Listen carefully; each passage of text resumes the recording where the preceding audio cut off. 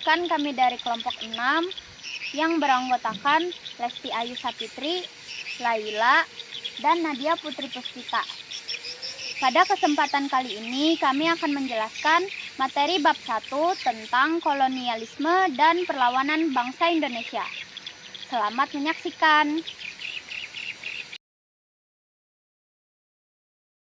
Sebelumnya, perkenalkan nama saya Laila. Saya dari kelas 11 F2 sebagai pemateri pertama. Sebelum memulai pelajaran hari ini, ayo bahas satu pertanyaan ini.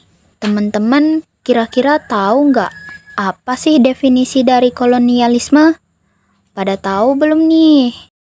Oke, kalau belum tahu, mari kita simak definisi di bawah ini. Definisi kolonialisme. Pengertian kolonialisme adalah pengembangan kekuasaan sebuah negara atas wilayah dan manusia di luar batas negaranya. Seringkali, kolonialisme bertujuan untuk mencari dominasi ekonomi dari sumber daya, tenaga kerja, dan pasar wilayah tersebut. Nah, karena teman-teman udah tahu apa itu definisi kolonialisme, mari kita simak materi yang kita pelajari hari ini. Ada 3, yaitu A. Keterkaitan sejarah antara situasi regional dan global. B. Perlawanan bangsa Indonesia terhadap kolonialisme. C. Dampak penjajahan di negara koloni. A. Keterkaitan sejarah antara situasi regional dan global. Yang pertama, jalur rempah interkoneksi dan keberadaan bangsa asing di Nusantara. Sejarah mencatat, manusia pada zaman dulu telah melakukan perjalanan ruang sejak awal Masehi, termasuk orang-orang di Nusantara. Aktivitas ini didorong oleh kegiatan ekonomi melalui jalur laut.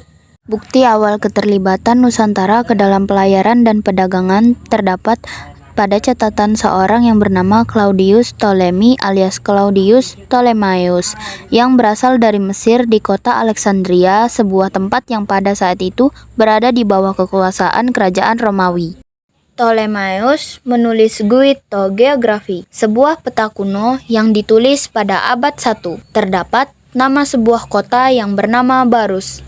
Barus menjadi kota pelabuhan kuno yang sangat penting di Sumatera dan dunia. Komoditas aromatik rempah kapur Barus diburu oleh berbagai bangsa di belahan dunia seperti Tiongkok, Hindustan, Mesir, Arab, dan Yunani Romawi. Hubungan pelayaran antara Nusantara dengan Timur Tengah, India, dan Cina sudah terjalin sejak abad 2. Di dalam berita Cina, sekitar tahun 131, dikisahkan utusan Raja Bian dari Kerajaan Jawa pernah berkunjung ke Cina. Hal ini berarti Kerajaan Jawa pada awal abad 2 Masehi telah melakukan pelayaran antar negara dan telah membangun jalur kemaritiman dengan bangsa Cina.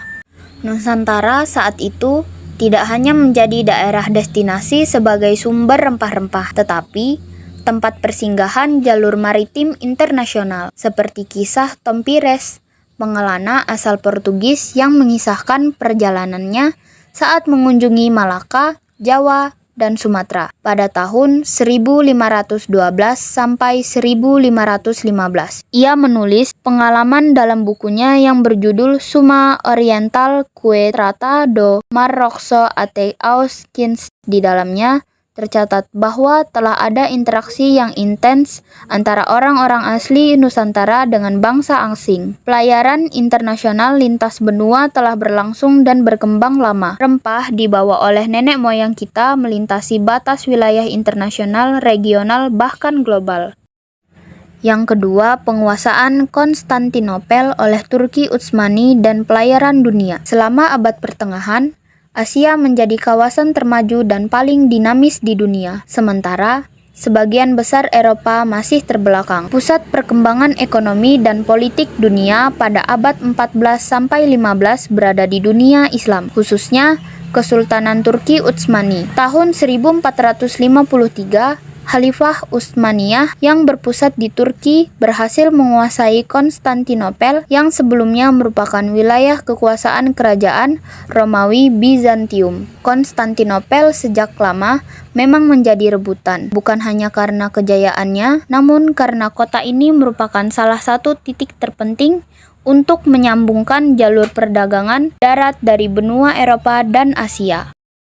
Sultan Muhammad Al-Fatih, penguasa Konstantinopel saat itu, menutup kota pelabuhan Istanbul bagi para pedagang dari Eropa. Hal ini mengakibatkan harga barang-barang dari timur, terutama rempah-rempah, menjadi langka dan sangat mahal. Oleh karena itu, pedagang-pedagang Eropa mengalami kesulitan untuk mendapatkan barang-barang dagang yang sangat mereka butuhkan dari para pedagang Asia. Rempah-rempah adalah bahan baku yang sangat penting di Eropa. Di sana, rempah-rempah ini dijadikan sebagai parfum, makanan, bahan pembuatan obat, dan pengawet makanan.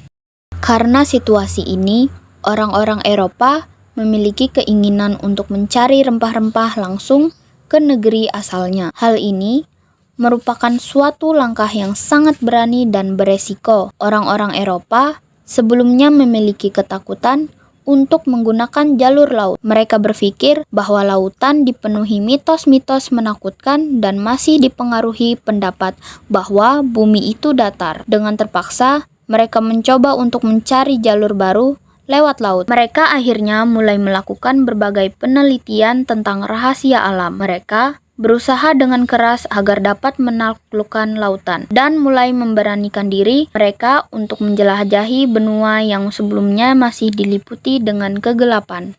Ludovico di Vartema, mantan serdadu yang berasal dari kota Bologna, Italia pada akhir tahun 1502, bertekad melakukan penjelajahan untuk mencari kepulauan rempah. Ia menuliskan perjalanannya dalam jurnal yang berjudul Itinerario de Ludovico da Vartema Bolognese. Dalam perjalanannya pada tahun 1506 dari Kalimantan ke Pulau Jawa yang ditempuh selama 5 hari. Sang nahkoda yang kemungkinan orang Melayu ternyata memiliki kompas dan peta dengan garis melintang dan memanjang. Ia berkata kepada Vartema bahwa di sisi selatan Jawa terdapat jalur pelayaran menuju pulau lain. Pulau tersebut memiliki siang hari yang tidak lebih dari 4 jam dan lebih dingin daripada di bagian dunia lainnya, ucap sang nahkoda. Terkait dengan pengetahuan pelayaran, tertulis dalam sumber-sumber barat bahwa kemampuan navigasi para mualim Indonesia sangat mumpuni. Galangan kapal di Jawa juga terkenal di Asia Tenggara, khususnya pada abad ke-16. Ada sumber Belanda yang menyebutkan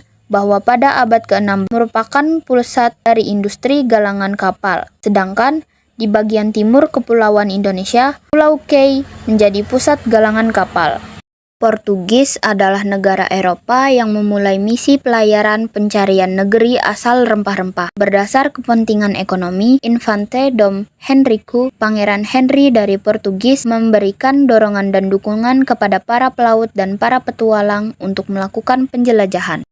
Berikut para pelaut dan para petualang Portugis. Yang pertama, ada Diogo Cao atau Dieja Cap. Navigator dan penjelajah Portugis adalah orang Eropa pertama yang melakukan pelayaran keluar Eropa dan menemukan muara Sungai Kongo. Yang kedua, Bartolomeus Dias mengikuti jalur Diogo Cao untuk mengitari Tanjung Harapan dan memasuki perairan Samudra Hindia. Yang ketiga, Alfonso de Albuquerque. Ia penjelajah Portugis yang sangat berpengaruh karena ia adalah panglima perang angkatan laut. Misinya membangun pangkalan militer dengan membawa pasukan perang yang mungkin paling besar pada saat itu.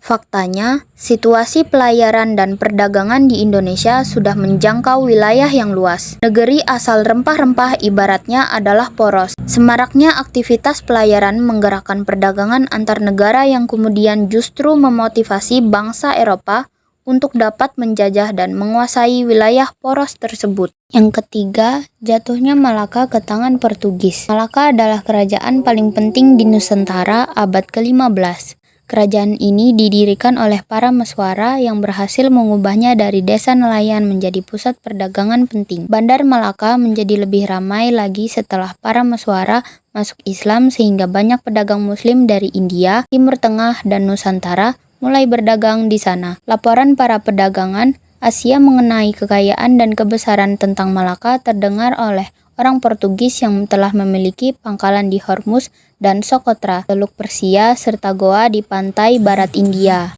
Hal tersebut mendorong Raja Portugal mengutus Diego Lopes de Segura untuk menemukan kota tersebut dan menjalin hubungan persahabatan dengan penguasanya. Pada awalnya, Segura disambut baik oleh Sultan Mahmud Syah. Namun, sikap Sultan berubah setelah para pedagang Muslim yang ada di bandar itu meyakinkannya bahwa orang Portugis sangat berbahaya. Sultan kemudian berbalik menyerang 4 kapal Portugis yang sedang berlabuh. Namun, keempat kapal itu berhasil lolos dan kembali berlayar ke India. Akibat dari peristiwa ini, akhirnya Portugis tidak lagi memiliki opsi pilihan lain selain perang. Albuquerque melakukan penyerangan ke Malaka pada tahun 1511 dengan membawa 17-18 kapal, berkekuatan 1.200 orang pasukan tentara. Perang antara Portugis dan Malaka berlangsung sepanjang bulan Juli dan awal Agustus. Di saat yang bersamaan, Sultan Malaka sedang memiliki masalah internal dengan putranya sendiri yang bernama Sultan Ahmad. Konflik internal ini kemudian melemahkan pertahanan dari Malaka. Pada akhirnya, Malaka berhasil ditaklukkan dan Albuquerque membangun pertahanan dari potensi serangan balasan dari orang-orang Malaka yang melarikan diri ke Aceh.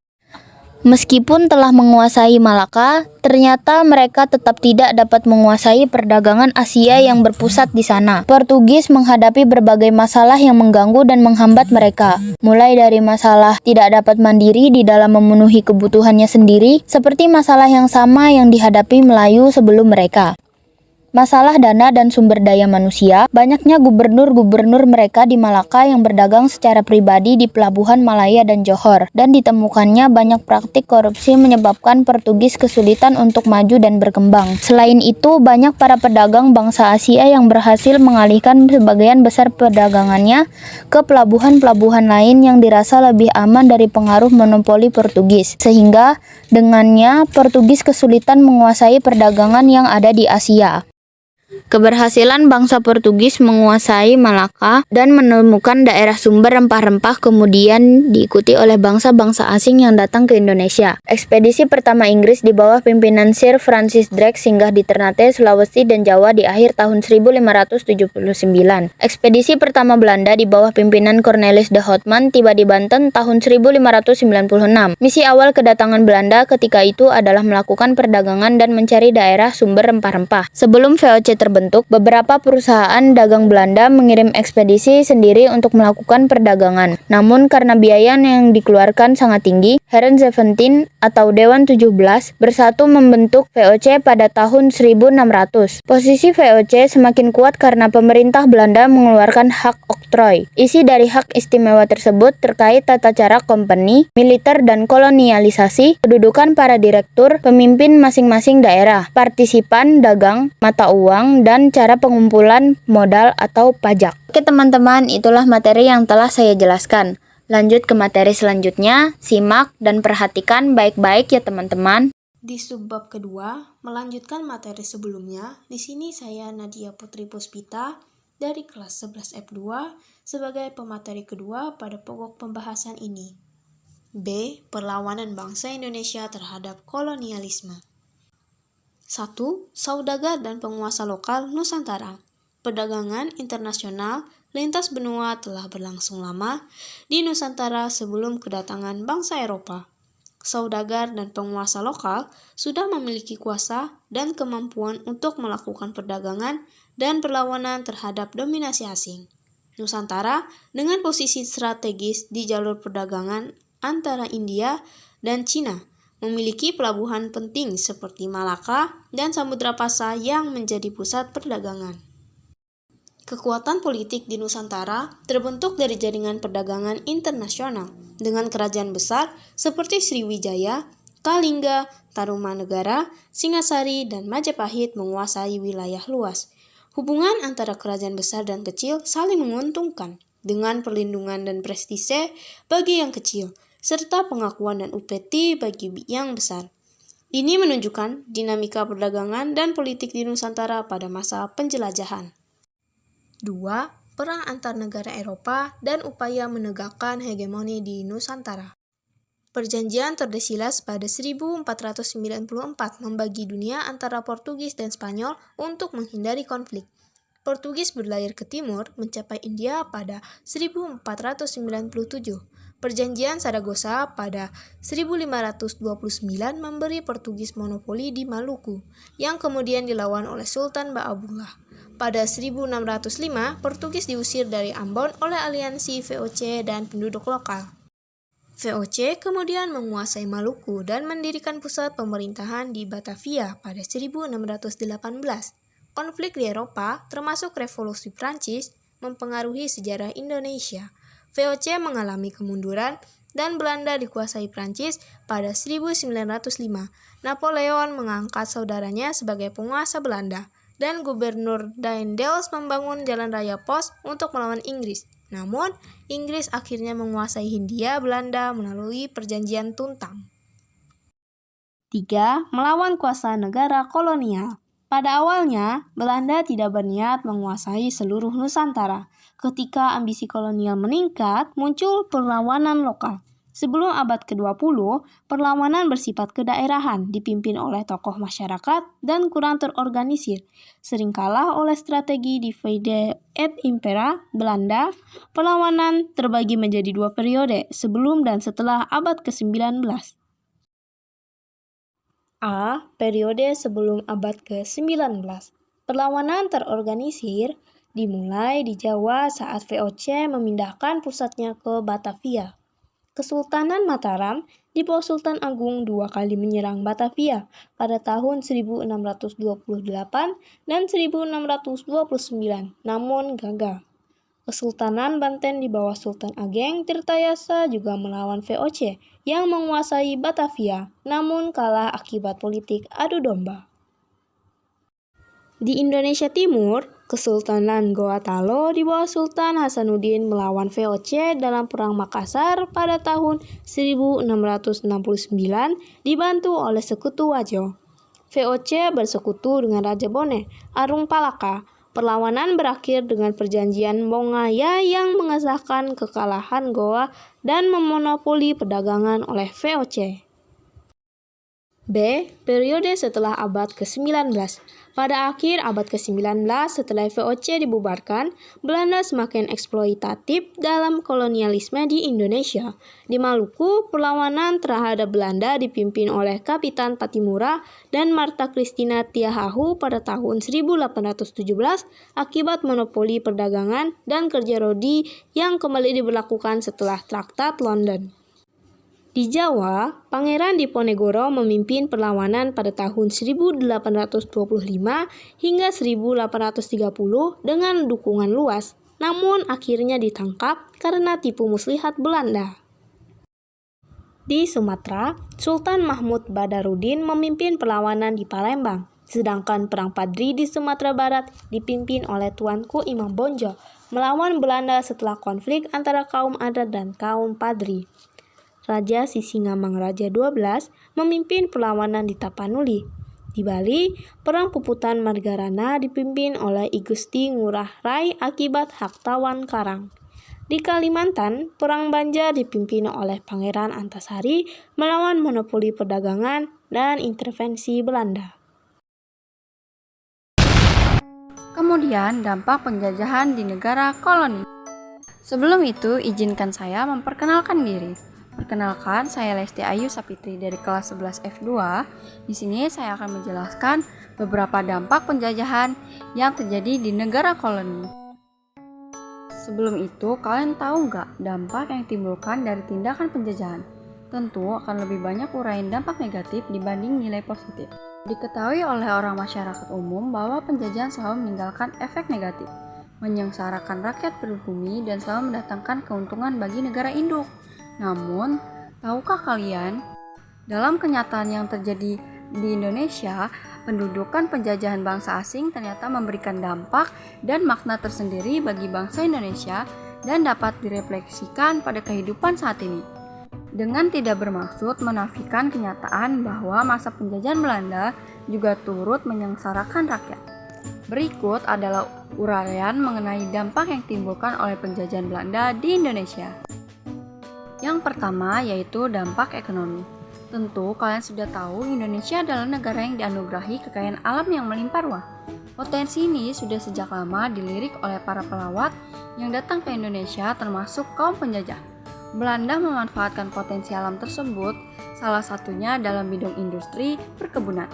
Kehadiran Belanda di Nusantara dimulai dengan pembentukan FOC, dianggap memiliki prospek yang bagus diantaranya kopi dan tebu. FOC melaksanakan sistem penanaman komoditi wajib berupa kopi di wilayah Periangan yang kemudian diperluas ke wilayah Ambon dan Pekalongan. Bupati setempat menjadi pimpinan pelaksanaan organisasi penanaman wajib yang mempekerjakan mandor-mandor pribumi untuk mengawasi pekerjaan. Sementara itu, pekerjaan pembukaan lahan, penanaman, pemeliharaan, panen hingga pengangkutan kopi ke gudang penyimpanan Belanda dilakukan oleh penduduk yang dipaksa untuk melakukan pekerjaan rodi. Kalian tahu nggak siapa yang sudah mencetuskan sistem tanam paksa? Johannes van der Bos adalah gubernur jenderal yang mencetuskan sistem tanam paksa pada tahun 1930. Petani diwajibkan menanam komoditas yang sesuai permintaan pemerintah di tanah milik mereka sendiri. Di antaranya seperti kopi, tembakau, tebu, teh, lada, kayu manis, dan kina. Di samping memiliki dampak yang sangat memberatkan rakyat Indonesia, sistem tanam paksa nyatanya memiliki dampak positif terhadap perkembangan aspek perkebunan di Indonesia seperti yang pertama, beberapa komoditas ekspor diperkenalkan dan mengalami perluasan yakni seperti kopi, teh, kayu manis, dan lada yang ditanam di lahan hak milik rakyat. Kemudian jumlah produksi dan ekspor tanaman perkebunan semakin meningkat. Hal ini nyatanya berhasil membawa Hindia Belanda menjadi salah satu negara produsen utama beberapa komoditas ekspor yang dikirim ke Eropa. Di antaranya seperti kopi, tebu, tembakau, dan lada. Kemudian secara berangsur-angsur sistem tanam paksa dihapus atas desakan politik, yakni suatu paham yang berusaha meminimalkan peranan pemerintah terutama dalam bidang ekonomi pada tahun 1870 hingga 1900. Pada tahun 1870, pemerintah kolonial menerbitkan Undang-Undang Agraria. Undang-undang ini memberikan kebijakan yang pertama yaitu penduduk non-bumi putra tidak diizinkan memiliki tanah atas dasar hak milik mutlak kecuali tanah untuk pabrik. Yang kedua, rakyat yang memiliki hak tanah pribadi tidak dapat menjual belikan tanahnya kepada non-pribumi. Yang ketiga, kepemilikan mereka hanya atas dasar F-First, semacam hak guna usaha dengan masa berlakunya 75 tahun dan dapat diperpanjang jika memungkinkan. Pembukaan terusan Swiss memiliki dampak yang sangat besar bagi Hindia Belanda.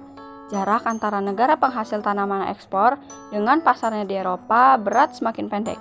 Hal ini secara tidak langsung mendorong perkembangan pesat pembukaan lahan perkebunan di negara koloni antara tahun 1870 hingga 1885. Salah satu yang memengaruhi ialah kebijakan dari Undang-Undang Agraria, yaitu hak irpich atau hak guna usaha untuk membuka perkebunan-perkebunan besar. Undang-undang ini dikeluarkan agar penduduk bumi putra tidak kehilangan tanah miliknya. Undang-undang ini juga dimaksudkan untuk menjadikan perkebunan aspek terpenting dalam pandangan ekonomi di Indonesia masa kolonial, yakni menjadi pendorong investasi asing besar-besaran di sektor perkebunan Hindia Belanda. Pada saat itu, perkebunan menjadi alat untuk menghasilkan devisa bagi Hindia Belanda. Awalnya, Pulau Jawa dengan investasi asing yang bergerak di sektor perkebunan, khususnya tebu, merupakan perkebunan yang besar dan terkenal, namun di masa ini mulai meluas beberapa wilayah lainnya. Persebarannya seperti yang pertama, perkebunan tebu di Jawa Timur dan Jawa Tengah.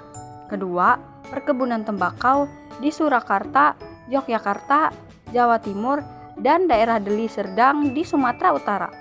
Yang ketiga, perkebunan teh di Jawa Barat. Yang keempat, perkebunan karet di Sumatera Utara, Jambi, dan Palembang. Kelima, perkebunan kina di Jawa Barat.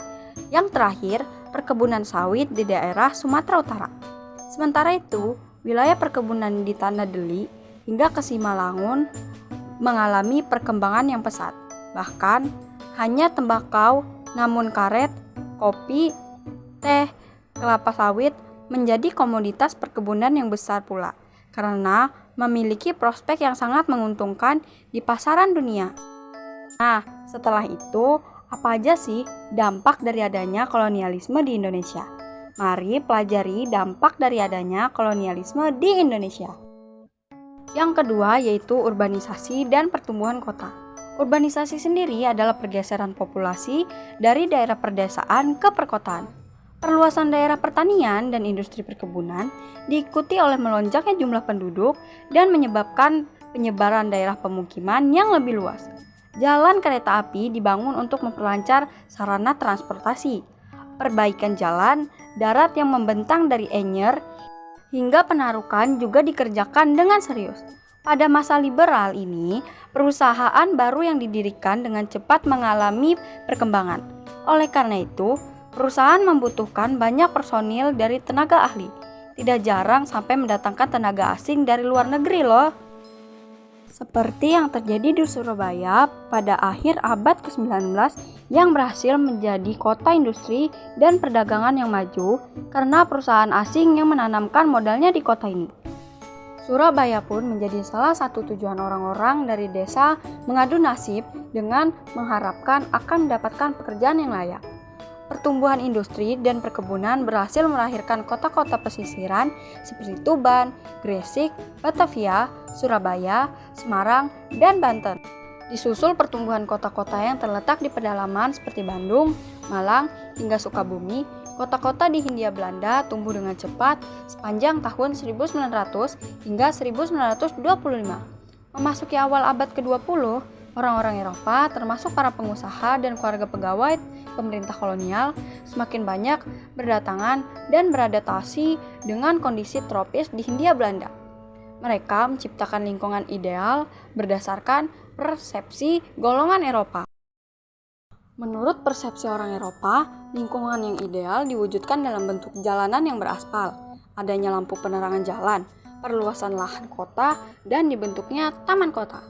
Tersedianya lahan pemakaman dan pembangunan gedung perkantoran berkonsep New Industry.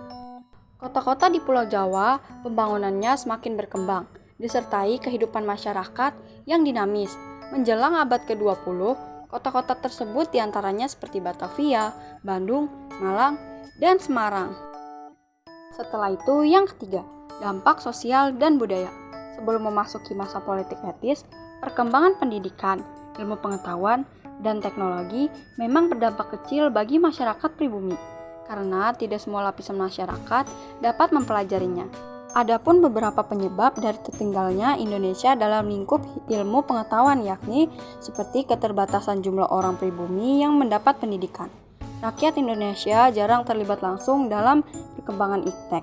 Minimnya industrialisasi, kurang inovasi yang berarti dalam masyarakat Indonesia sendiri. Meskipun demikian, di sisi lain, terdapat beberapa aspek pengetahuan dan teknologi yang dipelopori dan diperkenalkan oleh pemerintah kolonial Belanda. Masyarakat diperkenalkan pada persenjataan modern, dari senjata ringan hingga senjata yang berat. Teknologi lainnya yang digunakan dan diperlihatkan oleh kolonial, yakni kendaraan tempur dan transportasi lainnya. Ilmu pengetahuan tersebut berasal dari negara Eropa yang kemudian pemerintah kolonial menanamkan iptek melalui pendidikan baik di sekolah-sekolah maupun dengan cara menggunakan secara langsung pada masyarakat Hindia Belanda. Pasca kemerdekaan Indonesia, perkembangan iptek berkembang pesat. Hal tersebut didorong oleh pembukaan akses-akses untuk mendapatkan ilmu pengetahuan bagi masyarakat Indonesia. Jejak iptek di Indonesia yang didapatkan dari masa kolonial memudahkan masyarakat dapat melakukan aktivitas sehari-hari. Sebut saja seperti transportasi darat, yaitu kereta api, yang telah diperkenalkan atau dikenalkan pemerintah kolonial pada abad ke-19. Yang selanjutnya, kesehatan dan higienitas. Di samping teknologi, pemerintah kolonial pun mengeluarkan kebijakan dalam bidang kesehatan dan higienitas. Awalnya, pelayanan kesehatan kolonial pada awal abad ke-20 memang sangat diskriminatif, karena hanya sebagian kecil dari rakyat pribumi yang mendapatkan akses pelayanan kesehatan ini. Ketika bergulirnya politik etis, fokus perhatian pemerintah kolonial Belanda berubah dengan bagaimana pelayanan kesehatan kolonial dapat dinikmati oleh masyarakat secara meluas, apalagi pada saat itu wabah penyakit mulai menyebar. Contohnya seperti malaria, pes, dan kolera. Ilmu kedokteran terus dikembangkan dan tidak sedikit rakyat pribumi yang terlibat langsung di dalamnya. Pemerintah kolonial mengeluarkan kebijakan untuk memfasilitasi pendidikan bagi para tenaga medis melalui pelatihan bidan atau dukun bayi. Pendirian Stovia atau biasa yang disebut sebagai Sekolah Dokter Jawa dan pendirian sekolah dokter lainnya. Kebijakan itu melahirkan profesi baru di kalangan masyarakat pribumi dalam dunia kesehatan, yakni melahirkan dokter Jawa dan mantri kesehatan. Di luar pembentukan dokter pribumi, fasilitas kesehatan dan rumah sakit sudah didirikan sebelumnya. Tahun 1641, FOC sudah mendirikan bangunan rumah sakit permanen di Batavia. Pemerintah kolonial juga mulai membangun sarana-prasarana pendukungnya. Sejalan dengan perkembangan perusahaan perkebunan di masa sistem tanam paksa, sebut saja untuk memeriksa kesehatan tenaga kerja di Jawa maupun di luar Pulau Jawa. Pada masa penjajahan Belanda, selain rumah sakit, terdiri berbagai fasilitas kesehatan di berbagai daerah Indonesia.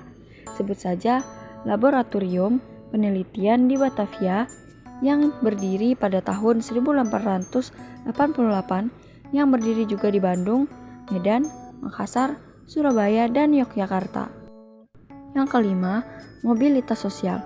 Pada masa kolonial Belanda, mobilitas sosial atau perpindahan penduduk dari satu daerah ke daerah lainnya berjalan sangat cepat. Terdapat beberapa hal yang membuat percepatan mobilitas sosial terjadi di Indonesia. A. Pembangunan sarana dan jaringan infrastruktur transportasi, diantaranya jalan kereta api, jalan raya, sarana prasarana pelabuhan. Hal itu bertujuan untuk menunjang kegiatan pengangkutan barang serta tenaga kerja perkebunan dari satu tempat ke tempat yang lain. B. Dibukanya lahan pertanian dan perkebunan memunculkan kota-kota baru sebagai dampak munculnya perkebunan seperti Batavia, Banten, Bandung, Sukabumi, Tuban, Gresik, Semarang, Surabaya, hingga Malang. Perkembangan perkebunan di Indonesia menyebabkan munculnya tuntutan untuk pemenuhan tenaga kerja. Pemerintahan kemudian mendatangkan para pekerja dari daerah pusat-pusat perkebunan. Mobilitas sosial terbesar di Indonesia terjadi pada masa kolonial Belanda. Pada masa itu, ada pula beberapa penyebab lainnya terjadi di mobilitas rakyat pribumi masa kolonial, yakni yang pertama, lahan pertanian desa beralih fungsi menjadi perkebunan besar. Petani beralih profesi menjadi buruh. Hal ini mendorong para pekerja untuk meninggalkan desanya menuju ke tempat-tempat industri baru yang lebih menjanjikan. Yang kedua, keinginan untuk terhindar dari berbagai kewajiban seperti kewajiban tanam paksa atau kerja paksa. Mereka akan mencari daerah-daerah yang tidak memperlakukan kewajiban tersebut. Yang ketiga, kota-kota baru bermunculan dan hal itu mendukung berbagai aktivitas masyarakat yang memungkinkan. Seperti berbagai sarana-prasarana terjadi di kota tersebut dan membuat masyarakat pergi ke kota untuk memenuhi kebutuhan mereka. Yang terakhir, pendidikan membuat banyak orang Indonesia masuk menjadi golongan cendekiawan yang bekerja kantor-kantor, memiliki pemerintah di kota. Namun, sayangnya mobilitas dari para pekerja Indonesia dibayarnya dengan upah yang sangat murah. Agar tidak mudah melepaskan pekerjaannya, para pengusaha perkebunan mengikat mereka dengan Kuli Ordination atau peraturan tentang kuli kontak yang disertai pemberian hukum bagi pekerja yang tidak mau bekerja dan meninggalkan perkebunan.